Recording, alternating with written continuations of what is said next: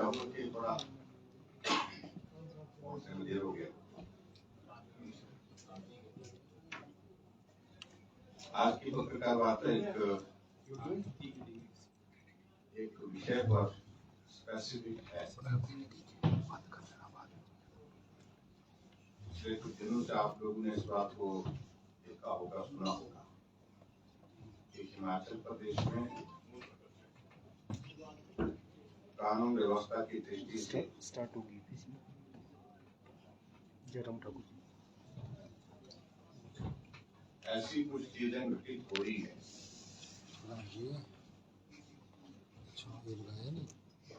जो सिर्फ एक घटना के रूप में नहीं देखी जा सकती है, बल्कि उसको लंबे समय तक उसके संदेश क्या है उस तरह से उसको देखने की आवश्यकता है।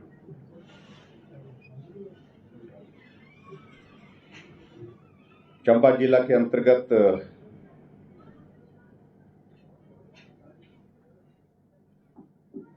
गांव थरोली जो सिलूनी के पास है, ये 6 जून की घटना है, जिसमें मनोहर जो एक हिंदू दलित परिवार से संबंध रखते हैं,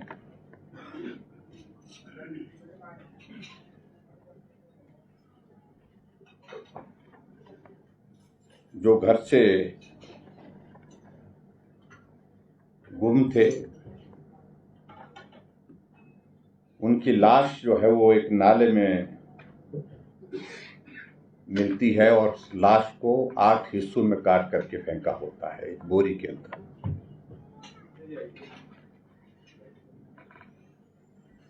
और हिमाचल प्रदेश को हम देवभूमि कहते हैं और देवभूमि के साथ साथ में हमारी ये मान्यता भी है। घटनाएं कुछ घटित होती हैं, लेकिन उसके बावजूद ऐसी घटनाएं बहुत को मैं कह सकता हूं कि रेयर घटित होती है।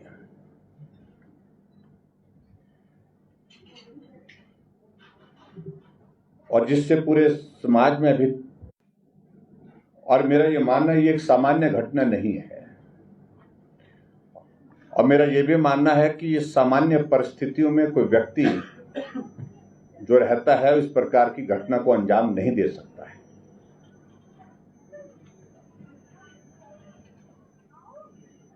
ये घटना बिल्कुल असामान्य है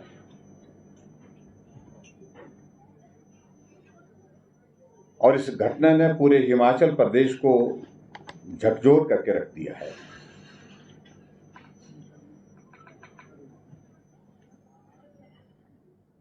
और ऐसी परिस्थिति में जब घटना घटित होती है उसके बाद जो कार्रवाई की दृष्टि से भी इसको बहुत सहजता से लिया गया, जितनी गंभीरता से इसको लेने की आवश्यकता थी उतनी गंभीरता से नहीं लिया गया।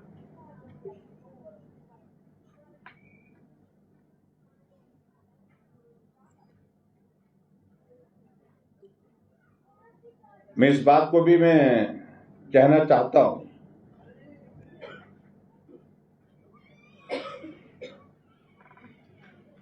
हिमाचल प्रदेश में कांग्रेस पार्टी को जनादेश मिला, सरकार बनी,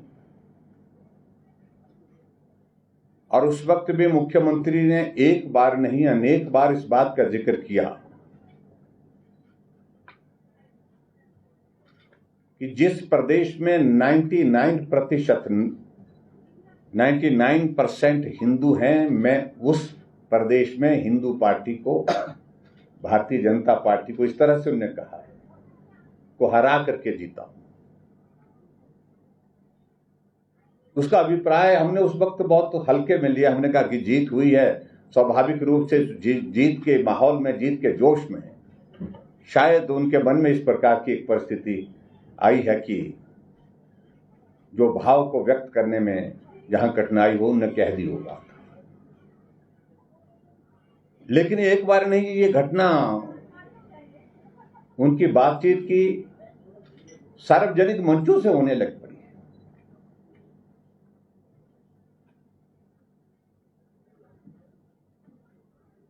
और ये क्रम रुका नहीं, आगे बढ़ करके जब कर्नाटक के चुनाव थे तो कर्नाटक के चुनाव में भी हिमाचल प्रदेश के माननीय मुख्यमंत्री बेंगलोर गए थे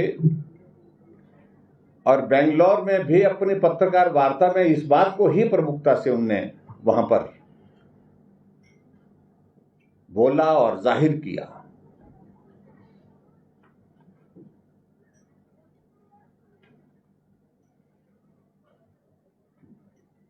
मैं समझता हूं कि इस सारे विषय को लेकर के आज लोग चर्चा कर रहे हैं और मुख्यमंत्री को उस पक्ष को भी स्पष्ट करना चाहिए आखिर वो कहना क्या चाह रहे हैं।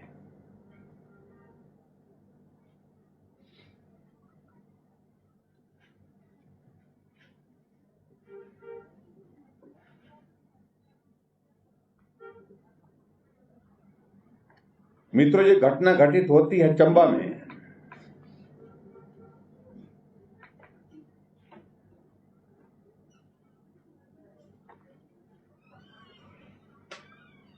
इस मनोहर को बुलाया जाता है, जो आरोपी है, मुख्य आरोपी है शरीफ मोहम्मद।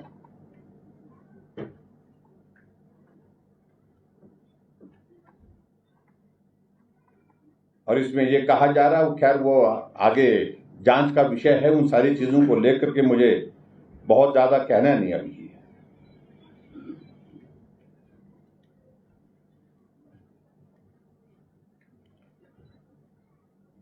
और इसमें जो शरीफ मोहम्मद जो आरोपी परिवार का जो मुखिया है और उसके साथ जो मुख्य आरोपी है उसका नाम मुसाफिर मोहम्मद है। मुसाफिर मोहम्मद, जिसकी पत्नी फरीदा है।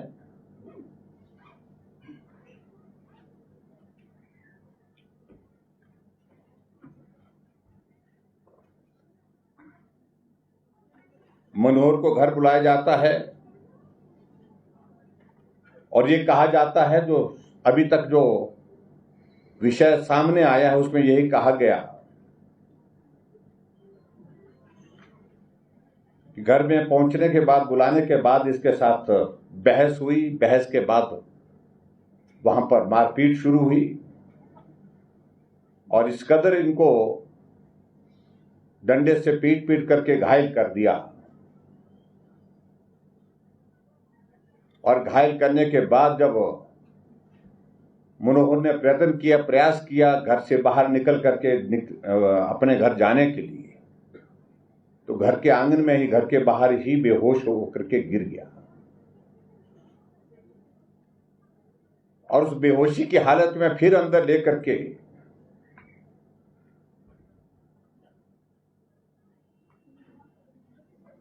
मनोहर के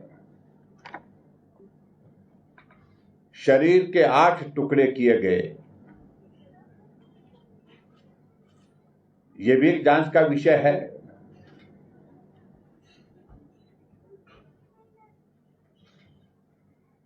कि शरीर के टुकड़े करने से पहले क्या मनोहर की मृत्यु हो गई थी या उसको जिंदा ही काट दिया गया।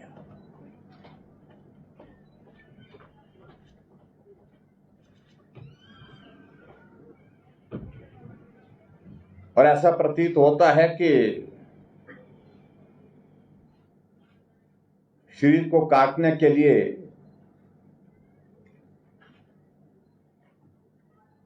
जो मशीन होती है, क्या बोलते हैं उसको, कटर जो होता है, उसको इस्तेमाल किया, जो लकड़ी काटने के लिए उसको इस्तेमाल किया गया।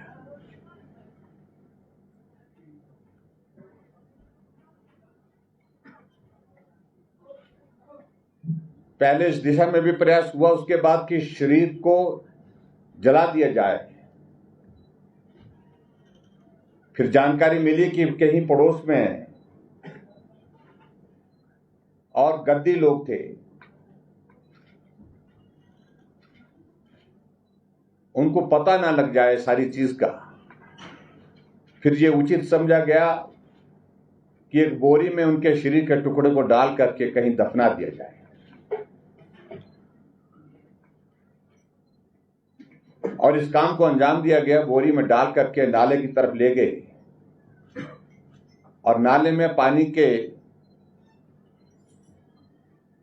नीचे उनके शरीर को दबा दिया गया।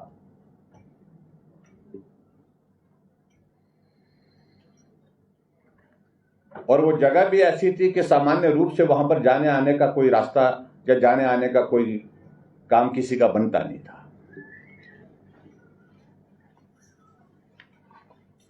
और ऐसी परिस्थिति में वहां पर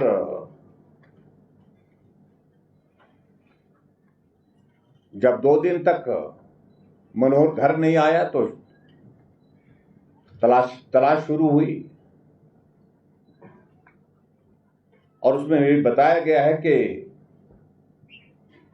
उनके शरीर उसमें से शायद एक जूता निकल करके जो है वो थोड़ा नाले में पानी के साथ नीचे बह करके दिखाई देने लगा, और उस कारण से फिर उस दिशा में लोग गए। फिर उसके बाद थोड़ा जहां स्मेल आ रही थी, दुर्गंध आ रही थी, उस तरफ जाने के बाद वो बोरी बरामद हुई, और बोरी खोलने के बाद मालूम पड़ा कि इसमें मनोहर का शव है।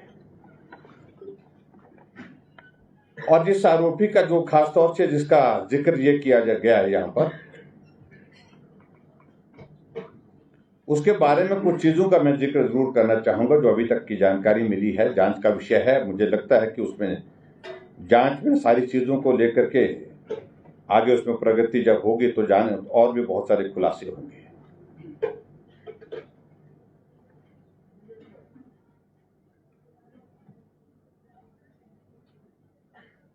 और इस आरोपी के बारे में यह भी कहा गया है कि जब नोटबंदी का दौर था तो इसने लगभग 95 लाख रुपए की पैसे जो है वो बैंक में एक्सचेंज करवाए थे, ऑफिस जो ट्रांजैक्शन है। और मैं समझता हूं ये सामान्य परिस्थिति नहीं है, ये एक बहुत बड़ा अमाउंट है। वो भी जांच का विषय है। इस पर मुझे लगता है कि और ज्यादा गहराई से जांच करने की आवश्यकता है।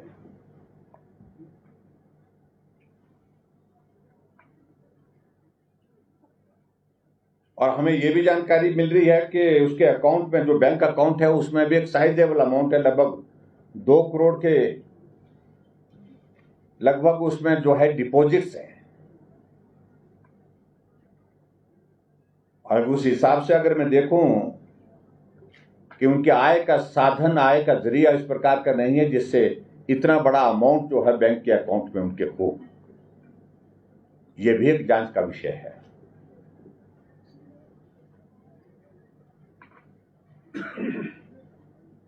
इस आरोपी के पास जो जमीन है वो लगभग 3 बीघा के करीब है, मलकियत जमीन जिसको कहते हैं।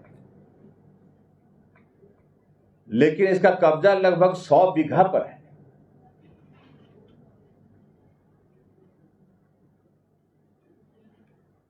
जहां किसी को ना आने देता है न रहने देता है। सरकारी जमीन है। अगर कोई भी गद्दी अपनी भेड़ बकरियों के साथ वहां पर आता है तो उसको धमकाता है। और ऐसा अभी कहा जा रहा है कि जहां ये रहता है वो 10,000 की ऊंचाई से भी थोड़ा ज्यादा वहां पर हाइट है, लगभग 10,000 की हाइट है। 6 फुट बर्फ, 5 फुट बर्फ, 4 फुट सामान्य रूप से वहां पर गिरती है, लेकिन उसके बावजूद भी ये वहीं पर ही रहता है।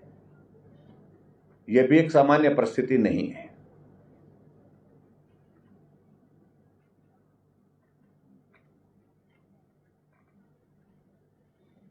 और बहुत सारी चीजों को लेकर के शंकाएं बहुत जाहिर की जा रही है।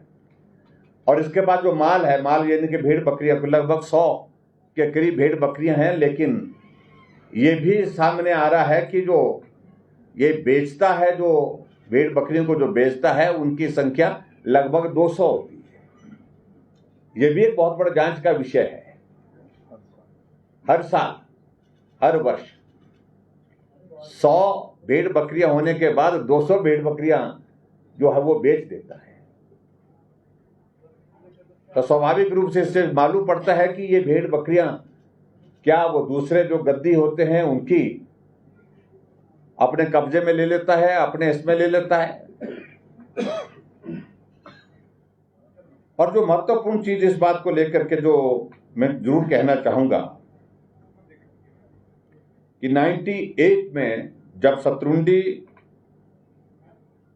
हत्याकांड हुआ था, जब आतंकी जम्मू कश्मीर की सीमा से होकर के हिमाचल की सीमा में प्रवेश कर गए थे और उसमें 35 लोगों की हत्या कर दी थी, और 35 लोगों की हत्या के साथ साथ में 7 लोगों को वो जिंदा अपने साथ लेकर के गए थे, जो अभी तक भी नहीं मिल पाए।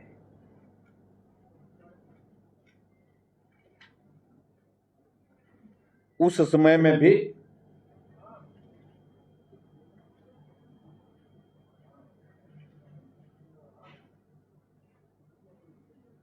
जब जांच की प्रोसेस चली थी तो उस वक्त भी इस आरोपी को उस जांच में शामिल किया गया था। उसको उसकी भी उस वक्त भी उसको बुलाया गया था, जांच के लिए बुलाया गया था।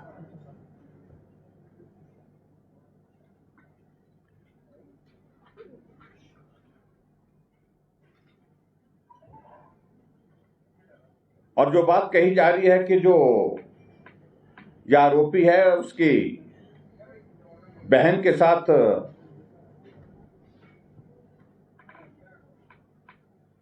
मनोहर का मिलना जुलना था, हमारा यह मानना है कि अगर मिलना जुलना होता तो सामान्य रूप से भी उस बात को लेकर के कहा जा सकता था, बात की जा सकती थी। ये हत्या करने के पीछे और हत्या करने के बाद इस प्रकार के शरीर के 8 टुकड़े करके बोरी में बंद करके उसको दफन कर देना, दफनाने का प्रयास करना, सबूतों को नष्ट करना, ये एक बहुत बड़ा जो है एक इस प्रकार का मामला दिखता है जिसकी बहुत गंभीरता से जांच होनी चाहिए।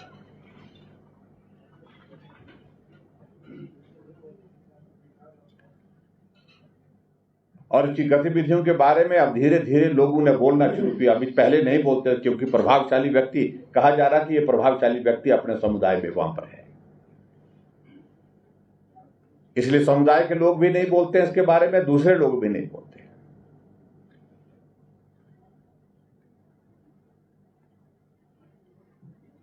लेकिन हमारा मानना है कि भारतीय जनता पार्टी की ओर से हम इस बात को लेकर के मांग कर रहे हैं कि ये जांच, इसकी जो है वो जांच जो वर्तमान जो परिस्थिति है उसके तहत एसआईटी कॉन्स्टिट्यूट की गई है, लेकिन हमारा मानना है, हमारा कहना है ये जांच एनआईए से भी होनी चाहिए। वो इसलिए क्योंकि इसके पीछे हमें लग रहा है कि बहुत सारे रहस्य निकलेंगे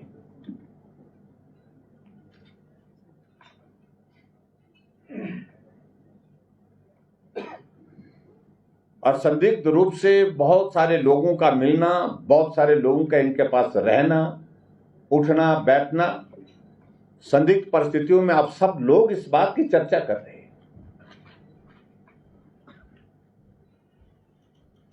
इसलिए हम एनआई की इन्वेस्टिगेशन की मांग कर रहे हैं।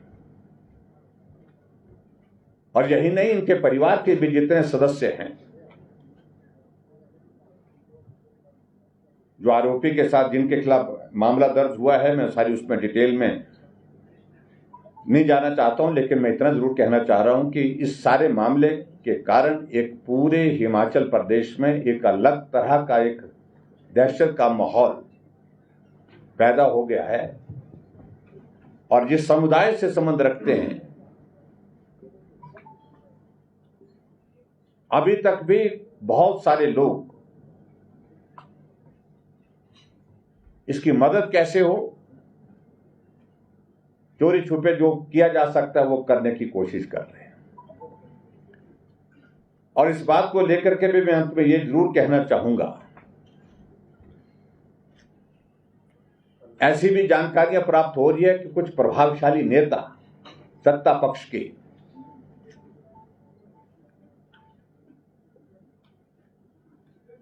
इस सारे मामले में दखल देकर के दबाने की कोशिश कर रहे हैं।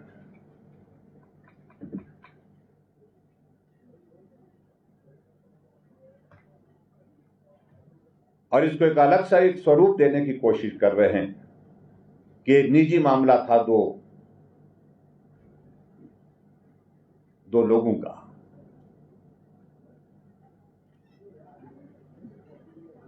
और मेरा यह मानना कि इसको इस प्रकार का मामला ना माना जाए। ये निजी मामला बिल्कुल भी निश्चित रूप से नहीं लगता है। और इस षड्यंत्र के पीछे जो भी लोग हैं, जो भी प्रभावशाली लोग हैं, वो भी बेनकाब होने चाहिए। और जो मुजरिम है इसके खिलाफ सख्त से सख्त कार्रवाई होनी चाहिए। और जो भारतीय जनता पार्टी की ओर से हमारी मांग है कि NIA के माध्यम से, नेशनल इन्वेस्टिगेटिंग एजेंसी के माध्यम से इसकी जो जांच हो। और मुझे लगता है कि निश्चित रूप से इस व्यक्ति के तार बहुत जगह जुड़े हुए होंगे और बहुत सारी देशद्रोही गतिविधियों में भी इसकी संलिप्तता ऐसे में हो सकती है। इस बात से भी इनकार नहीं किया जा सकता है। मैं स्वयं और हमारे पार्टी के अध्यक्ष डॉक्टर राजीव बिंदल जी कल चंबा जा रहे हैं और हम प्रयत्न करेंगे। जो पीड़ित परिवार है, पीड़ित परिवार के सदस्यों को भी मिलेंगे, उनकी भी बात सुनेंगे। और इस सारे विषय को लेकर के हमने प्रशासन से कोशिश की जानकारी हासिल करने की, लेकिन जो जानकारियां हमको उपलब्ध कराई गई वो बहुत ज़्यादा सटीक और तथ्य पर नहीं लग रही है। वो आधी अधूरी लग रही है। एक से बात करें तो कुछ और कह रहे हैं, दूसरे से बात करें तो वो कुछ और कह रहे हैं, तीसरे से बात करें तो कुछ और कह रहे हैं। और इसलिए इस सारे मामले को लेकर के गंभीरता से हमने लेते हुए हमने तय किया है कि आने वाले समय में इस प्रकार की घटना को अंजाम देने की किसकी जरूरत ना हो, हिम्मत ना हो। यह संदेश निश्चित रूप से जाना चाहिए। मैं उम्मीद करता हूं सरकार भी और खासतौर से मुख्यमंत्री महोदय जो इस बात को लेकर के बहुत ज्यादा एक बार नहीं अनेक बार सार्वजनिक मंचों से बोले हैं कि 99% हिंदुओं के प्रदेश में हमने भारतीय जनता पार्टी को हराया है, उसका अभिप्राय वो स्पष्ट करें कि वो क्या कहना चाह रहे हैं।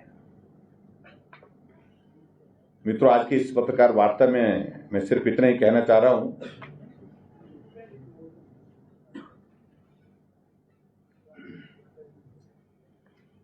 जो मुजरिम है उसके परिवार के सदस्यों के साथ जो लड़कियों के बारे में जो बात कही गई है, अभी तक उनकी आयु के संदर्भ में अभी तक वो छानबीन करने के बाद अभी मालूम नहीं पड़ पाया कि वो कितने साल के हैं। कुछ कह रहे हैं कि नाबालिग हैं, एक का जिक्र कर रहे हैं, लेकिन मैं ऐसा तब तक नहीं कह सकता जब तक के लिए इस बात की पुष्टि ना हो। मुझे सिर्फ इतना कहना था इस सारे विषय में। ये गंभीर विषय है जिसको लेकर के सारा प्रदेश चिंतित है। आपने बताया कि मुख्यमंत्री की स्टेटमेंट इसके लिए कहीं जिम्मेदार लगती है, आपको क्या लगता है कम्युनल राइट के लिए क्या इस तरह के जो शेल्टर है क्या सरकार का प्रयास है? देखिए, हिमाचल प्रदेश देवभूमि के नाम से जाना जाता है। कभी भी किसी भी व्यक्ति ने इन शब्दों का इस्तेमाल नहीं किया। पहली बार मुख्यमंत्री ने एक बार नहीं अनेक बार और जाकर के बेंगलोर में जाकर के प्रेस कॉन्फ्रेंस में भी इस बात का जिक्र किया है, जो दुर्भाग्यपूर्ण है। ठाकुर साहब, स्थिति तो तब स्पष्ट होगी कि आप इसको किस एंगल से ले रहे हैं। आप भी स्पष्ट कीजिए भी उसको कहना क्या चाह रहे हो। स्थिति तो तब स्पष्ट होगी। देखिए, मैंने इस बात को लेकर कहा जो घटना घटित हुई है ये सामान्य घटना नहीं है और जांच के माध्यम से सारे पहलू स्पष्ट होंगे इसमें। लेकिन जांच की गंभीरता जिस तरह की होनी चाहिए वो हमें नहीं दिख रही है। और आज 10 दिन हो गए, लेकिन 10 दिन होने के बावजूद भी इस घटना में जो है अभी तक यही कहा रहा है कि ये दो लोगों का आपसी संबंध के कारण इस प्रकार से। लेकिन ऐसी संबंध की बात होती तो शरीर के 8 टुकड़े करने की जरूरत क्या है? आपको क्या लगता है इसमें ISI या फिर टेररिस्ट फंडिंग? नहीं, देखिए, जहां तक इस व्यक्ति के बारे में अब चीजें स्पष्ट आ रही है धीरे धीरे, कि ये व्यक्ति बहुत संदिग्ध परिस्थितियों में, एक बार नहीं, इसकी गतिविधियां कई वर्षों से संदिग्ध हैं। 3 बीघा जमीन लेकिन 100 बीघा पर कब्जा, 10,000 की ऊंचाई पर वहां पर डेरा और 12 महीने वहीं पर रहना। कौन लोग वहां आते हैं, कौन लोग मिलते हैं, इन सारी बातों को लेकर के ये सारे जांच के विषय हैं। और उसके साथ शत्रुंडी कांड में इसको जांच में बुलाना, इन्वेस्टिगेशन उस वक्त भी हुई, उस वक्त की भी सारी चीजों को लेकर के मुझे लगता है कि उसका भी संज्ञान लेने की आवश्यकता है कि जांच हुई तो उसमें इसकी भूमिका क्या थी। तो ऐसी परिस्थिति में हमें लग रहा है कि ये सामान्य परिस्थिति नहीं, और सामान्य परिस्थिति जब नहीं है तो उसमें निश्चित रूप से इसकी गंभीरता को समझते हुए अगर नेशनल इन्वेस्टिगेटिंग एजेंसी के माध्यम से जांच करवाई जाए तो मुझे लगता है कि बहुत सारे इसमें से पर्दे उठने की संभावना है। सर, आपने शत्रुंडी के एग्जाम्पल भी दिया है और कहा है कि एंटी नेशनल एक्टिविटीज में ये इन्वॉल्व हो सकता है। क्या डायरेक्टली आप ये कहना चाह रहे हैं कि टेररिस्ट एक्टिविटीज को भी प्रमोट करता होगा ये व्यक्ति, इसीलिए एनआईए की जांच की मांग? देखो, स्वाभाविक रूप से इस तरह की हमारा की भी जब संदिग्ध गतिविधियों का मैं जिक्र कर रहा हूं तो स्वाभाविक रूप से इस बात को हमको मान के चलना पड़ेगा। इसके कौन लोग मिलते थे, इतनी ऊंचाई पर रहता था और 12 महीने वहां पर रहता था, 8 फुट बर्फ के साथ भी वहां पर रहता था, और उसके बाद सारी गतिविधियां इस प्रकार की सारी चीजें, और इतना बड़ा अमाउंट जो है उसके अकाउंट में होना, ये सारी चीजें एक तरह का इंडिकेट करती हैं कि एक इन्वेस्टिगेशन प्रॉपर होनी चाहिए, कंप्लीट इन्वेस्टिगेशन। हिंदू मुस्लिम के तौर पे इस मामले को जोड़ा जा रहा है, अहिंसा ना हो, कम्युनल वायलेंस ना हो, इसको लेकर आप अपील करेंगे? मैं निश्चित रूप से मैं इस बात के लिए अपील करूंगा, इसकी जांच की प्रोसेस बहुत गंभीरता से लेने की आवश्यकता है। सरकार इसकी जांच ठीक प्रकार से करे, लेकिन उसके बावजूद कम्युनल हार्मोनी जो है वो बनी रहे, ये भी हम अपील करते हैं। सर, आपने कहा सत्ता पक्ष के कुछ प्रभावशाली नेता भी मामले को दबाने का प्रयास कर रहे हैं, क्या वो जिले के नेता हैं या जिले से बाहर? देखिए, वो उन सारी चीजों को लेकर के ये जांच के विषय हैं। मुझे लगता है कि वहीं उसी विधानसभा क्षेत्र में जो नेतृत्व करते हैं उनके आगे पीछे उनके साथ ये लोग बहुत नजदीक हैं। सर, आपने बोला कि इसमें 100 बीघा के करीब उसके पास लैंड है, और नहीं, 3 बीघा लैंड है लगभग, 3 बीघा, लेकिन 100 पर कब्जा है। हाँ, तो क्या प्रशासन अभी तक जितना भी रहा है, कोई भी सरकारें रही होगी 2 या 3 टर्म में, तो उनको क्या इसकी भनक नहीं लगी? मुझे लगता है कि ऐसे दूर दराज के इलाके में इस सारे विषय को बड़ा गंभीरता से नहीं लिया गया होगा, ऐसा मुझे लग रहा है। आइसोलेशन में ही रहा मामला। आपने कहा सर कि पहले भी दर्ज सराहत के मामले में केस में हुआ था, इसकी इन्वेस्टिगेशन में इसको शामिल किया था, तब भी क्या पाई गई थी इसकी? नहीं, वही मैं कह रहा हूँ कि उसमें उसकी भूमिका क्या रही, किस दृष्टि से उसको बुलाया गया था, ये मुझे लगता है कि रीओपन करने की आवश्यकता है।